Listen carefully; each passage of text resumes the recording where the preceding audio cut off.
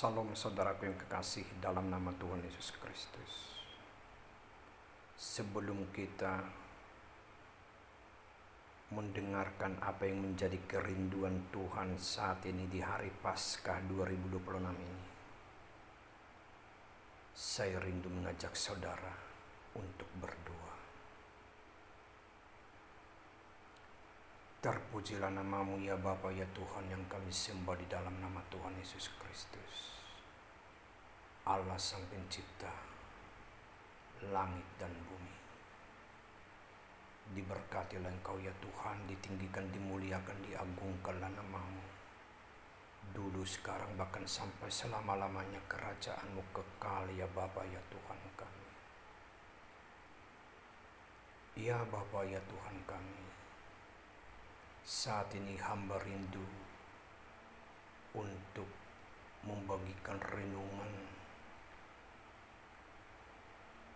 dari bagian kebenaran-kebenaran firman-Mu serta Engkau tanamkan bagi hamba saat ini di hari Paskah yang kami kenang ya Tuhan. Pakailah bibir lidah hamba-Mu, dan biarlah apapun yang keluar dari bibir lidah hamba-Mu semuanya hanya untuk kemuliaan-Mu. Dalam nama Tuhan Yesus Kristus kami berdoa dan mengucap syukur. Amin.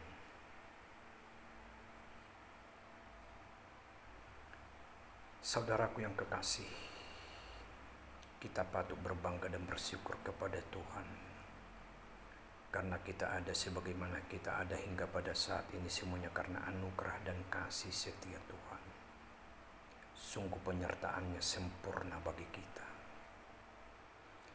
Dan di waktu yang berbahagia ini, tepatnya di hari Paskah ini, di mana semua umat Tuhan yang ada di belahan dunia ini merayakan Paskah,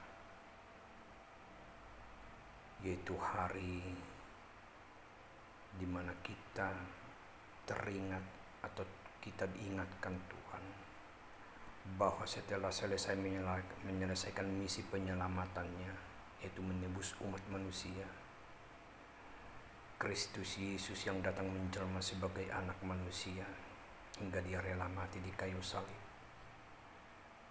Namun sesudah mati dan dikuburkan, alam maut tidak menguasainya, namun Dia bangkit, Dia hidup, dan Dia berkuasa. Dan hari kebangkitannya itulah yang kita rayakan saat ini, yaitu hari yang penuh kemenangan. Saudaraku, saat ini saya seraya digerakkan untuk memperkatakan beberapa hal kepada saudara, khususnya di dalam Paskah 2026 ini. Yang pertama sekali, saudara harus memahami dan menyadari bahwa sungguh-sungguh Tuhan Yesus Kristus adalah milik semua umat manusia, atau Tuhan Yesus Kristus mencintai semua umat manusia. Tuhan Yesus Kristus datang ke dunia ini menjelma sebagai anak manusia kurang lebih 2000 tahun yang lalu, tidak membawa agama, yang berarti Tuhan Yesus Kristus bukanlah milik salah satu agama, tapi Dia adalah milik semua orang. Tuhan Yesus Kristus tidak membawa agama, tetapi membawa dan menawarkan keselamatan bagi umat manusia, sehingga setiap orang yang percaya kepada Tuhan Yesus Kristus serta dibaptis di dalam nama Bapa, Anak, dan Roh Kudus akan diselamatkan. Hal itu saudara bisa lihat di dalam Markus 16 ayat yang ke-16. Saudaraku yang kekasih, Tuhan Yesus Kristus tidak membeda-bedakan manusia. Tangannya terbuka bagi semua orang karena semua manusia adalah ciptaan-Nya. Saya katakan tadi, Tuhan Yesus Kristus tidak membawa agama. yang walaupun yang kita bisa melihat di dalam kebenaran firman Tuhan, khususnya di dalam Kisah Para Rasul, di mana di daerah Antiokhia disinilah pertama sekali murid-murid Tuhan diperkatakan atau disebut sebagai Kristen.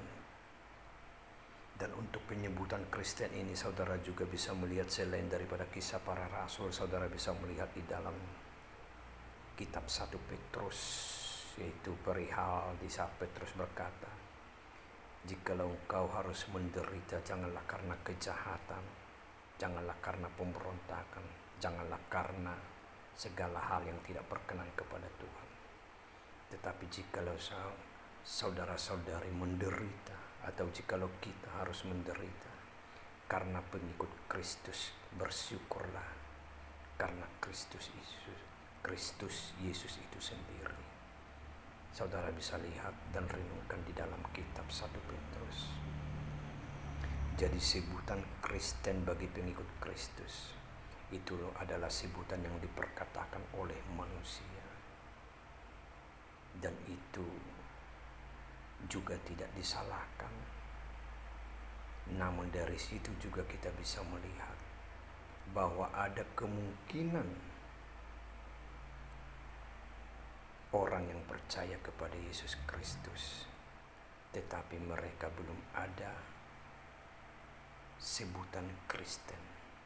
Seperti yang saya katakan tadi, sebutan Kristen itu di awalnya di daerah Antiokhia, dan tidak semua murid-murid Tuhan Yesus pernah pergi ke Antiokhia, yang berarti sangat memungkinkan ada di wilayah-wilayah lain ada nama agama-agama tertentu yang sekalipun mereka tidak ada tulisan Kristen, tapi mereka adalah pengikut Kristus yang setia. Sangat mungkin terjadi. Tapi yang saya mau tekankan saat ini di dalam hal itu adalah Kristus Yesus datang ke dunia ini bukan membawa agama, tetapi membawa keselamatan. Selagi salah satu atau agama itu menyatakan, mengajarkan segala bentuk kebenaran, khususnya yang memperkatakan ketuhanan Yesus Kristus, yang mengakui Kristus sebagai Mesias Juru Selamat, itu pasti datangnya dari Tuhan. Dan Kristen salah satunya tentunya. Saudaraku yang kekasih, dan yang kedua, di dalam Paskah ini hendaklah semua manusia menyadari bahwa Kristus sangat mencintai semua umat manusia. Darah Yesus Kristus itu menebus segala dosa dan pelanggaran manusia. Jadi dosa pelanggaran semua umat manusia itu ditebus bukan dengan emas perak, tapi oleh darahnya yang suci, darahnya yang kudus. Dan supaya saudara lebih gampang, lebih mudah untuk memahami perihal darah Yesus Kristus dan perihal di mana Tuhan Yesus Kristus tidak membedakan umat manusia, saudara saya ajak untuk melihat satu pemahaman. Jika seseorang pernah mengalami transfusi darah, atau kepadanya darah didonorkan karena dia kekurangan darah, bahkan saya sendiri pernah mengalaminya, saudaraku. Jadi saya yakin khususnya saudara-saudari yang pernah mengalami sakit penyakit dan butuh transfusi darah, saudara akan sangat mudah memahami. Jadi darah yang ditransfusikan kepada kita, darah yang ditransfusikan kepada saudara, pernahkah saudara memahami bahwa yang mendonorkan darah itu belum tentu saudara kandung saudara. Bisa saja itu orang lain, bisa aja itu agama yang lain, bisa saja itu bahkan musuh saudara. Seperti halnya yang kalau kita di Indonesia ini, seperti yang kita tahu PMI, yaitu menyediakan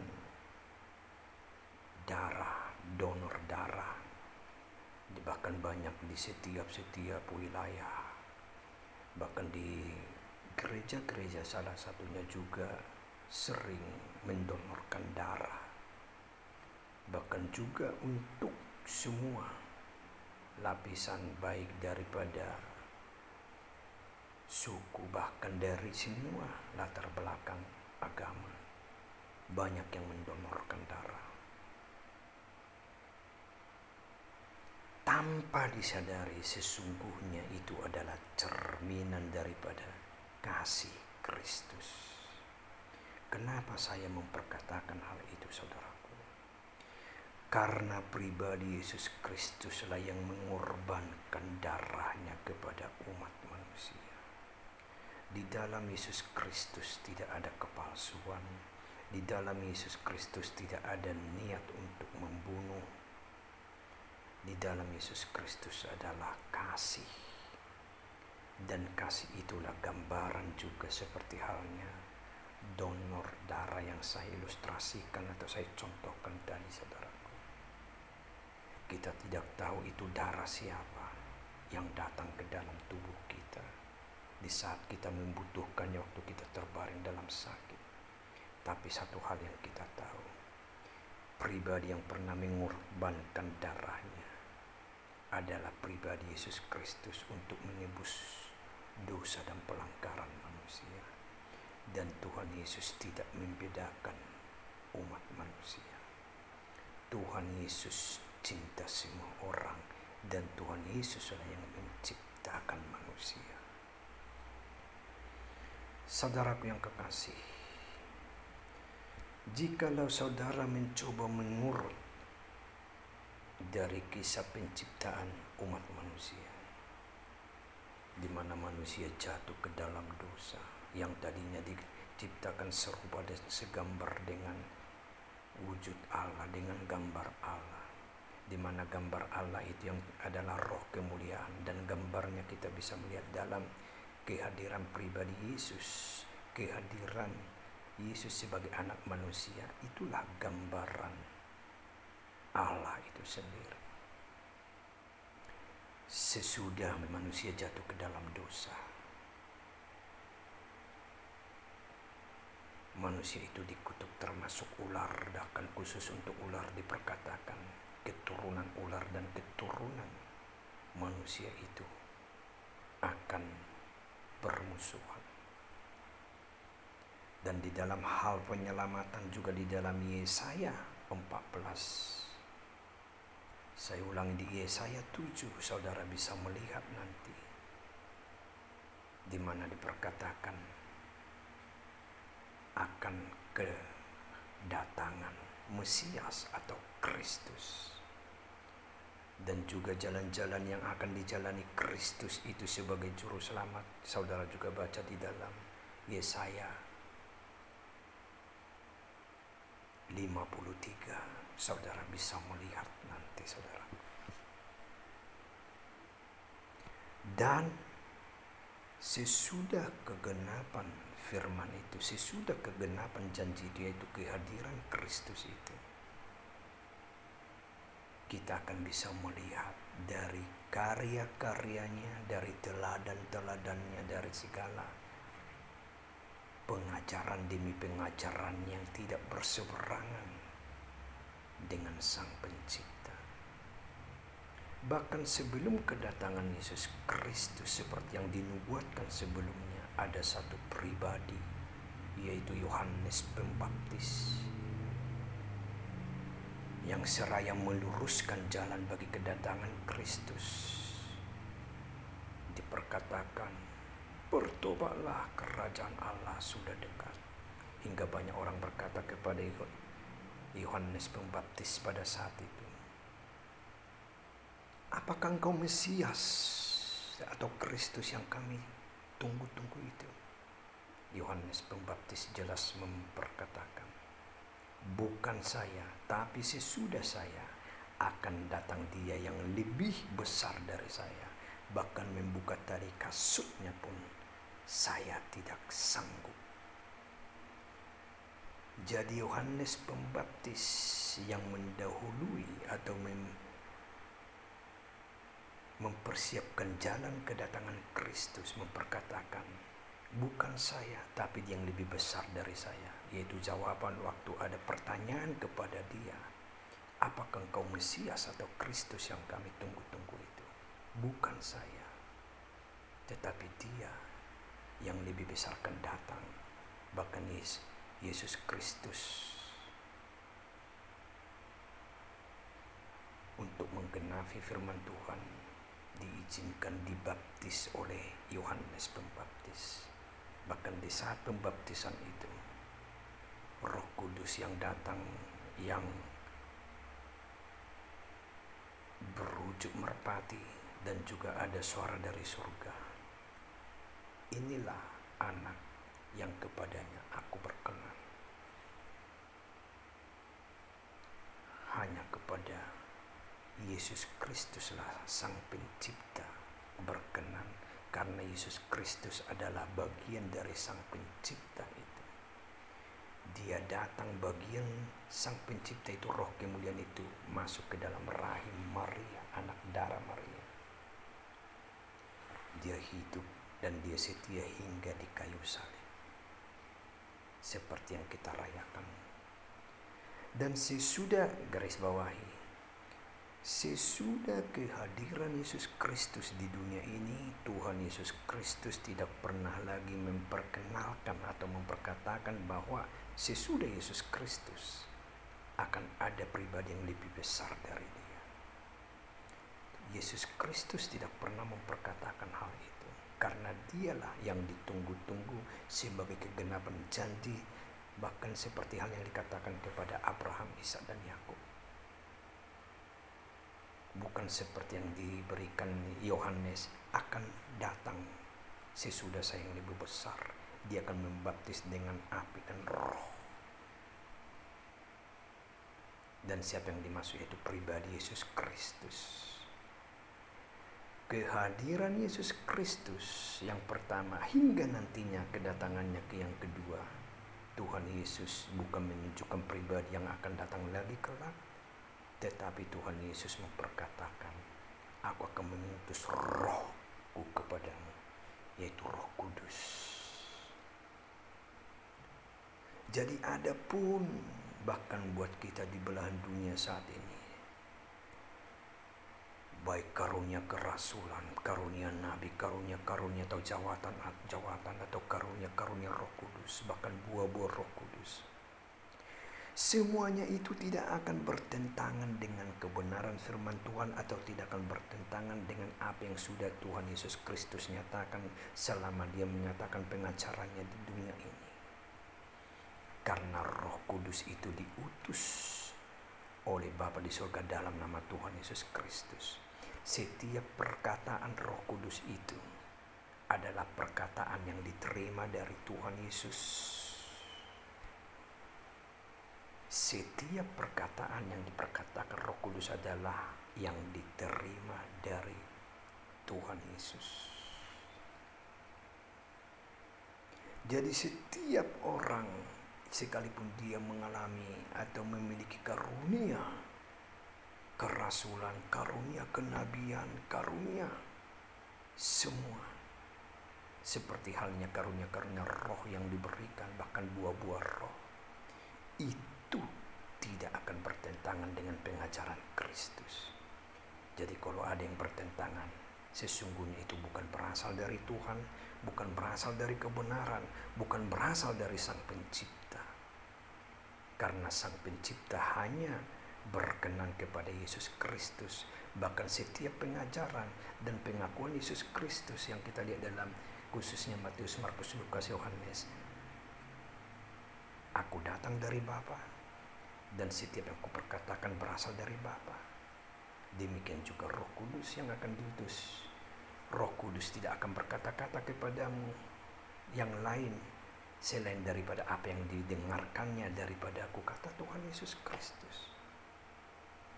Jadi sejalan dan begitu sempurna kisah Sang Pencipta dengan kita umat manusia ciptaannya, dan kesempurnaan itu ada dalam pribadi Yesus Kristus. Dan untuk menebus dosa pelanggaran kita, khususnya dari mulai manusia pertama yang sudah diturunkan turun-temurun bagi kita, itu ditebus Tuhan di kayu salib. Dan jikalau saya mau menggambarkan dengan perkataan saya pribadi, yaitu karya yang Tuhan Yesus Kristus jalani di kayu salib, dengan ucapan saya pribadi saya memperkatakan kesempurnaan penderitaan Yesus Kristus hingga di kayu salib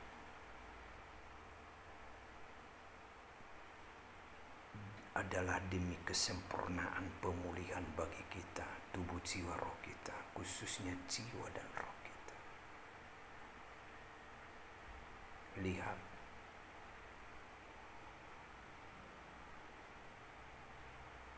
kepalanya bermahkotakan duri. Bagi saya pribadi yang saya gambarkan seperti mahkota duri yang menebus segala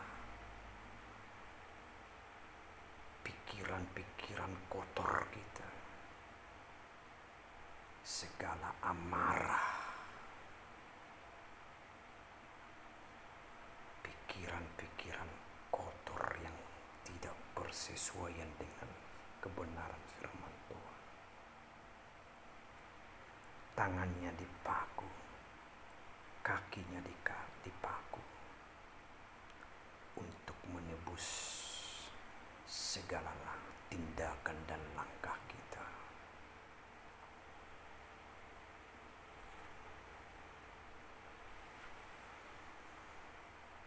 Badannya disesah, disiksa, dipukul, dicambuk. Bahkan firman Tuhan mencatat seperti bukan anak manusia lagi wujudnya, wajah, yaitu bilur-bilurnya untuk menyembuhkan segala sakit penyakit kita, untuk menebus segala hawa nafsu, segala kedagingan kita. Bilur-bilurnya telah menyembuhkan kita. Dan kepadanya dicucukkan asam, coba mempermalukannya di kayu salib. Yang saya gambarkan untuk menebus segala ucapan-ucapan yang keluar masuk dari lidah kita, dari mulut kita yang tidak bersesuaian dengan kebenaran firman Tuhan. Dan untuk memastikan kematiannya di kayu salib, lambungnya ditusuk. Dan lihat, darah dan air tercurah. Yang saya gambarkan, darahnya itu tercurah jatuh ke tanah. Bukankah tanah itu melambangkan kita umat manusia yang terbuat dari tanah? Dan darah itulah yang memperdamaikan kita umat manusia dengan pribadinya, dengan Sang Pencipta. Dan bukan hanya kita sekedar ditebus dari dosa pelanggaran, bukan kita hanya sekedar dilayakkan menjadi manusia baru, tetapi di samping darah ada juga air yang mengalir, yang tercurah, yang melambangkan kehidupan. Tuhan menawarkan kehidupan, bukan hanya keselamatan kita dari dosa, tetapi kehidupan kita yang kekal. ada jalan lagi bagi kita, bukan sekedar mendamaikan, tetapi untuk menikmati segala janji-janjinya, terlebih kelak di kekekalan Yerusalem baru, surga kekekalan, bersama-sama menikmati, memuji, menyembahnya dengan orang-orang kudusnya, khususnya dengan nenek moyang kita, yang bagi mereka janji itu pernah dinyatakan, yaitu lewat Abraham, Ishak dan Yakub. Mereka juga akan bersama-sama dengan kita di surga. Bahkan mereka sudah ada di sana. Dalam nama Tuhan Yesus Kristus. Sebelum saya lanjut, saya tergerak untuk memperkatakan ini. Mungkin ada di antara saudara memperkatakan, Abraham, Ishak dan Yakub belum di surga sekarang. Gak ada ayatnya. Sebenarnya itu sangat mudah saudara dapati di kebenaran firman Tuhan, saudara. Tapi untuk saat ini, biarlah itu menjadi bahan untuk saudara mencoba mencari dan merenungkan. Itu sangat mudah dan itu bisa saudara pahami dan dapati di dalam firman Tuhan. Seperti yang saya katakan, Abraham, Ishak, Yakub, Daud, khususnya empat pribadi ini Yesus Kristus nyatakan bagi saya dalam penglihatan. Tapi itu sangat mudah saya bukakan di kebenaran firman Tuhan. Dan saya akan menunjukkannya kalau Tuhan izinkan, dan akan saya bagikan bagi saudara. Tapi tolong saudara cari dulu. Cari dulu, sangat mudah. Saudara akan mendapati hal itu. Bahwa Abraham, Ishak, Yakub, Daud, seperti yang saya katakan khusus bab pribadi ini. Bahkan ada orang-orang kudusnya ada di surga, sudah ada di surga. Bukan menunggu nantinya lagi kedatangannya. Memang nantinya waktu kedatangan yang kedua, bahkan orang yang mati juga akan dibangkitkan untuk bahkan terlebih dahulu akan menyongsong Yesus Kristus di surga, di awan-awan berserta dengan orang yang hidup nantinya. Tapi saya ulangi, khusus Abraham, Ishak dan Yakub, Daud, akan sangat mudah saudara pahami dan saudara dapati ayat yang menyatakan bahwa mereka sudah di surga. Jika saudara menginginkan jawaban atau ayat hal itu, coba saudara katakan di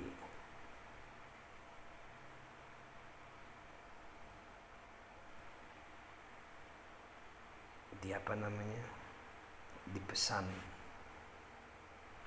Saya akan berikan kepada saudara ayat itu. Bahkan saya akan menerjemahkannya. Saya akan menunjukkan ayat itu. Jikalau banyak di antara saudara yang menginginkan hal itu. Atau di komentar, ya di pesan saya katakan tadi, di komentar. Kalau banyak atau saudara banyak yang menginginkan di mana ayatnya tertulis Abraham, Ishak dan Yakub, Daud ada di dalam surga saat ini, saya akan dengan senang hati menunjukkan kepada saudara jika kalau saudara menginginkan hal itu. Nah, kita lanjutkan. Yesus Kristus, betapa sempurnanya dia mengalami penderitaan. Tidak akan ada manusia yang sanggup mengalami dan menjalani yang dijalaninya. Bahkan mulai dari kandungan, dia sudah ditolak. Banyak penderitaan hingga di kayu salib. Tapi dia setia. Hanya untuk saudara dan saya. Hanya karena begitu besarnya kasih Tuhan, seperti halnya yang dikatakan di Yohanes 3 ayat 16. Karena begitu besar kasih Allah akan dunia ini, sehingga dia mengaruniakan anaknya yang tunggal, supaya setiap orang percaya kepadanya tidak binasa, melainkan beroleh hidup yang kekal. Saudaraku yang kekasih,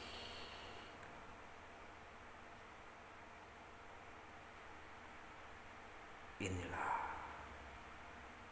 yang menjadi pesan Tuhan yang digerakkan untuk saya perkatakan saat ini, di mana menjadi kesimpulannya adalah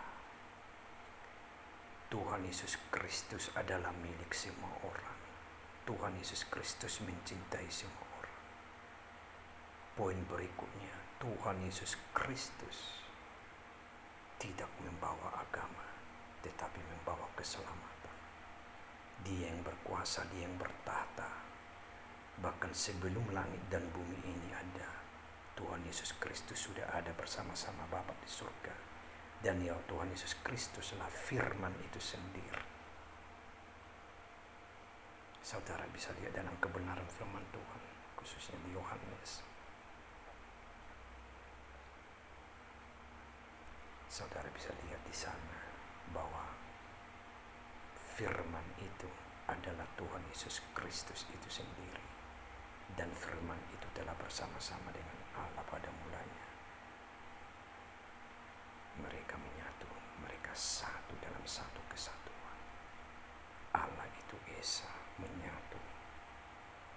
Dan di dalam keesaan itu, di dalam unsur keesaan itu, dalam roh kemuliaan itu, ada aliran rohnya masuk ke dalam darah Maria. Itulah Yesus Kristus itu, yaitu bagian roh kemuliaan yang menjelma sebagai anak manusia. Dan sesudah Yesus bangkit, dia hidup, dia naik ke surga.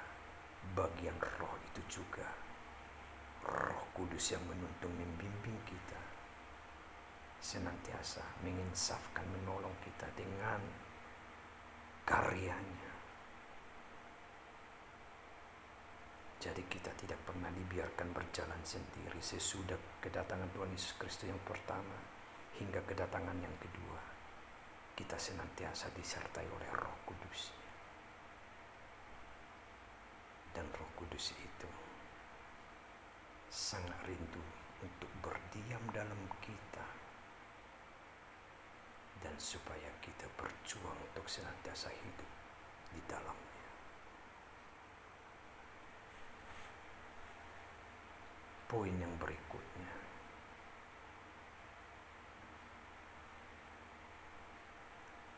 Tuhan Yesus Kristus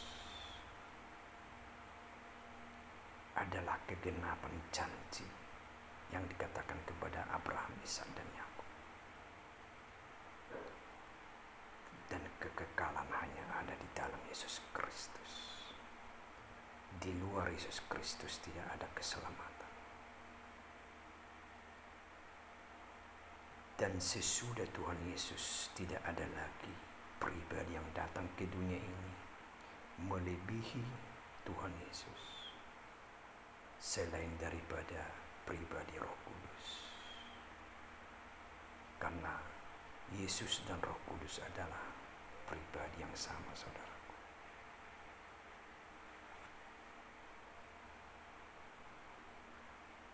Jadi jangan ada juga di antara saudara yang berkata Roh Kudus itu adalah malaikat. Beda malaikat, beda Roh Kudus. Bapa, Anak, dan Roh Kudus itu adalah satu kesatuan.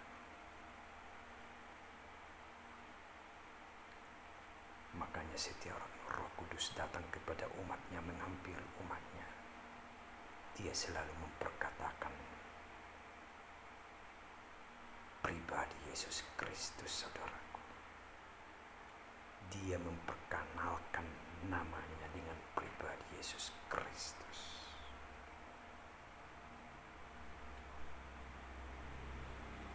Dalam nama Tuhan Yesus Kristus.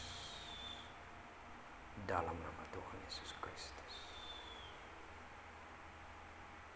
Dalam nama Tuhan Yesus Kristus. Terima kasih Bapa. Terima kasih Tuhan. Kami telah merenungkan bagian kebenaran firman-Mu, khususnya pesan yang Kau rindukan untuk hamba sampaikan di Paskah 2026 ini, yaitu supaya kami umat manusia memahami dan menyadari bahwa sungguh-sungguh pengorbananmu di kayu salib adalah untuk menebus segala dosa dan pelanggaran kami, dan untuk memperdamaikan kami kembali dengan pribadi Bapa di surga yang adalah bagian daripada pribadimu ya Bapa ya Tuhan kami Yesus Kristus. Terima kasih Tuhan Yesus. Bahkan Engkau tidak membiarkan kami di dunia ini sebagai anak yatim sampai kedatanganmu kelak yang kedua, tapi Engkau telah mengutus Roh-Mu yang kudus untuk senantiasa menginsafkan, menuntun, membimbing, menolong dan menopang kami. Terima kasih Tuhan untuk buah-buah Roh-Mu dan karunia-karunia Roh Kudus. Terima kasih Tuhan Yesus Kristus. Terima kasih Bapa. Dan biarlah kiranya Tuhan bahkan di Paskah 2026 ini semua kami umat manusia yang ada di dunia ini semakin menyadari bahwa kami umat manusia adalah keluarga. Kami saudara di dalam Kristus Yesus. Karena kami berasal daripada-Mu. Kami adalah milik ciptaan-Mu dari debu tanah. Terima kasih Tuhan. Terima kasih. Hamba telah selesai berkata-kata bakal lewat video singkat ini. Tapi satu hal yang hamba percaya dan hamba pahami dan imani, Engkau akan senantiasa bekerja dan turut bekerja mendatangkan kebaikan bagi kami semua umat manusia dan kemuliaan bagi nama-Mu. Terlebih-lebih orang yang percaya kepada-Mu ya Tuhan. Terpujilah nama-Mu. Selagi masih ada waktu, selagi masih ada kesempatan, sadar dan bertobatlah. Dan selagi Anda punya napas di dunia ini, sesungguhnya saudara masih punya waktu. Dan hingga nanti kelak kedatangan yang kedua, pahamilah, saat kedatangan Tuhan Yesus Kristus, tidak ada lagi permohonan ampun. Yang ada hanyalah penghakiman. Dan biarlah di hari kedatangannya kelak, kita sudah ada di dalam kebenaran firman Tuhan. Terpujilah Tuhan. Selamat Paskah.